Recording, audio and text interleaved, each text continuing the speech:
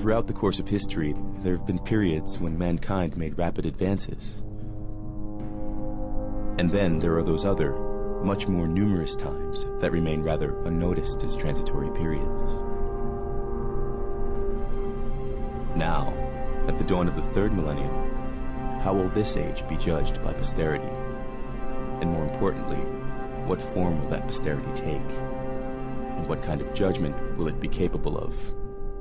For soon, much sooner than we anticipate, mankind as we currently know it might radically change.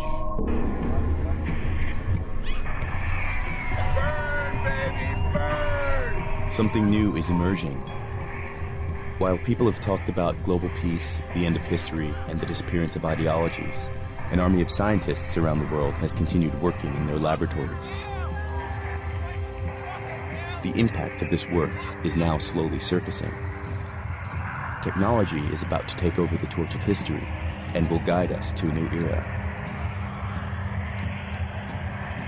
The disparate activities of scientists in the fields of genetics, robotics, artificial intelligence, bionics, and nanotechnology seem to be converging towards one goal: to transcend human limits.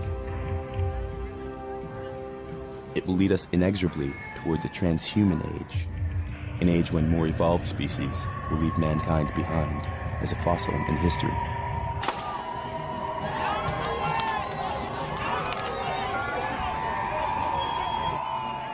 We are shifting to a transhuman base. We've come out of a humanist time, and now we're redefining what it is to be human.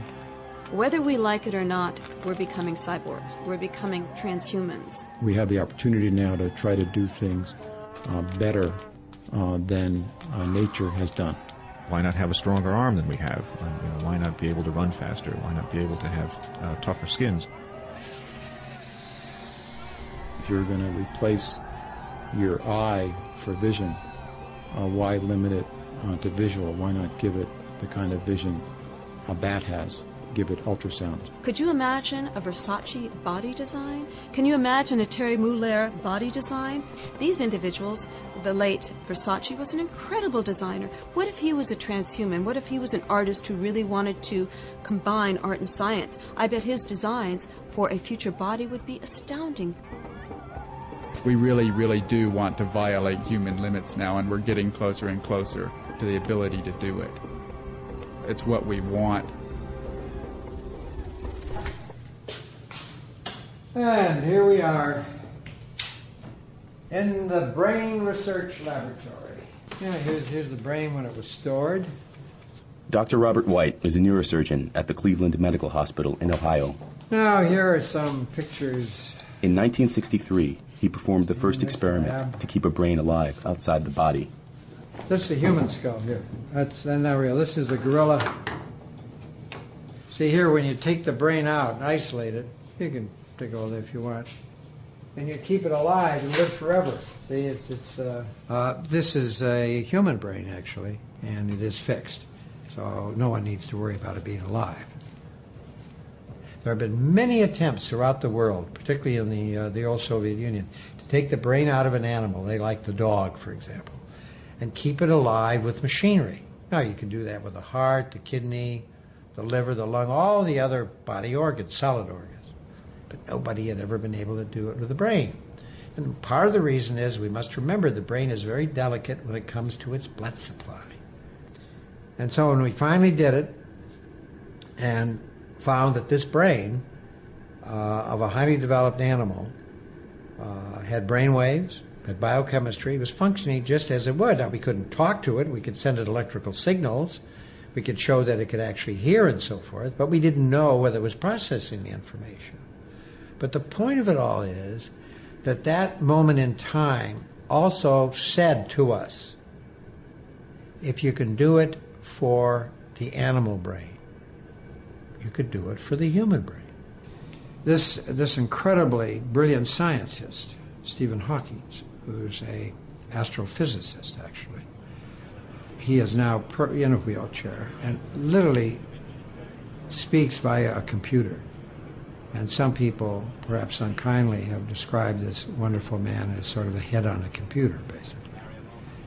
But he would be somebody who potentially could survive his diseased body through a total body transplant.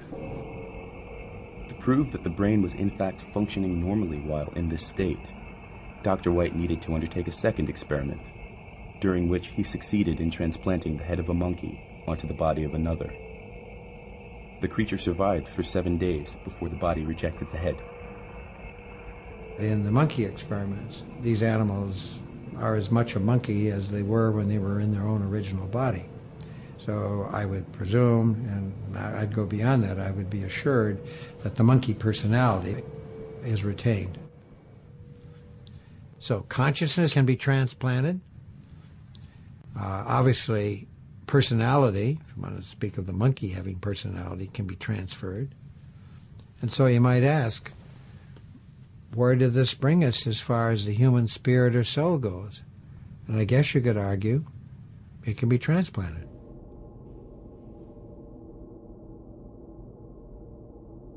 We are now becoming the objects of conscious design. And the implications of that are just enormous, because until now, we've been reshaping the world around us.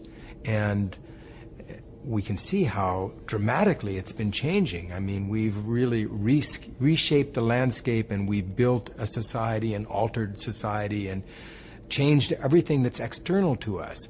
But somehow we imagined that we were going to remain the same, that we ourselves were not going to be caught up in this process. And that's not, in fact, true. We are going to remake ourselves. And it's very difficult to deal with, because it will rip free all of the anchors that have until now told us who we are as human beings.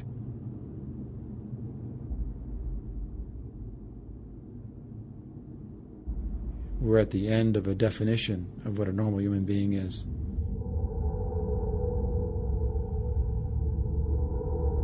Every living thing is defined by its DNA code. The DNA is a long string consisting of 4 different molecules called A, T, C, and G, found in all living cells. So it is, in essence, a digital barcode that defines us as humans, just as it defines every other life form on this planet. Only the variety of combinations of these 4 elements makes us differ from one another.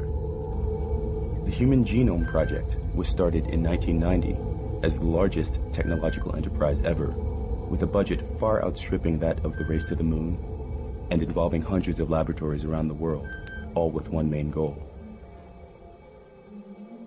Fundamentally, it was about determining the complete sequence of the human genome, the 3 billion letters that make up our genetic blueprint. And we know we have the code before us, and it's truly remarkable. It is a digital code, and buried within that code is information about what are all the genes necessary for making a human brain, and all the genes necessary for making a human liver, or the heart, or any part of the human body. And now the fun stuff begins, because we get to start to crack that code, having the order of the letters in front of us. But fundamentally, it is very much a digital code. The secret of life itself, the DNA molecule. A genetic discovery that could give man the ability to create life to specifications. With it comes the power to change evolution itself.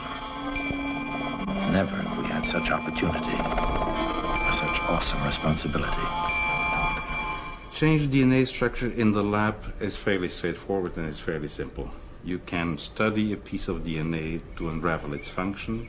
You modify the composition and you see what the effect is on function. That's daily routine in a lab that has this technology. Going from the lab to the person to therapy, in theory, is the same thing and is as simple. In practice, it has been shown that it's a lot more difficult. And the reason why it's so difficult is not that we don't know what pieces of DNA to put in, is that we do not succeed sufficiently and at a high rate in getting these pieces of DNA in the right cells. But we have learned how to do it from nature. What is a viral infection? It's a virus that sticks to the